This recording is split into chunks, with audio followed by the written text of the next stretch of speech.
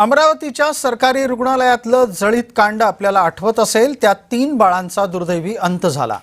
हे प्रकरण घडल्यानंतर समोर आलेली माहिती धक्कादायक आहे। अमरावतीच्या प्रशासनाचं दुर्लक्ष हेच बाळांच्या जीवावर उठलं असं आता म्हणता येईल, कारण विविध यंत्रणांनी या संपूर्ण प्रकरणात नुसती चालढकल चालवली आहे। रुग्णालय जळीत कांडानंतर एकमेकांकडे बोट दाखवलं जातंय।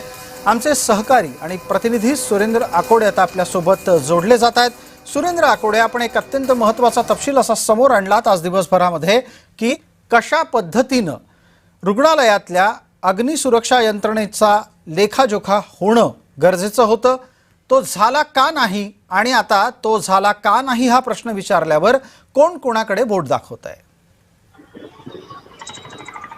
विशेष खरोखर या घटनेमध्ये अत्यंत धक्कादायक बाब जी आहे ती पुढे आलेली आहे।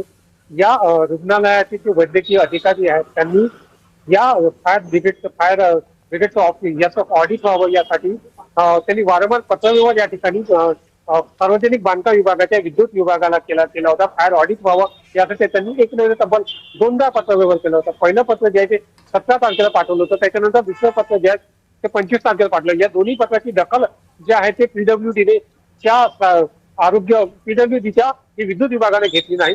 ते त्या पत्रावर जर दखल वेळेत घेतली असती तर निश्चितच ही घटना जी आहे ते घडली ती निष्पाप बालकांना बळी या ठिकाणी गेला नसेल। बिलकुल सुरेंद्र, आपण अत्यंत महत्त्वाचा मुद्दा सांगितलात की महापालिकेला सूचना देऊन सुद्धा, काळजी घ्यायचे आदेश देऊन सुद्धा त्यांनी दुर्लक्ष केलं, आणि आता नुसतं दुर्लक्ष झालेलं नाहीये तर त्यात 3 नवजात बालकं मृत्युमुखी पडली आहेत। धन्यवाद या तपशिलासाठी।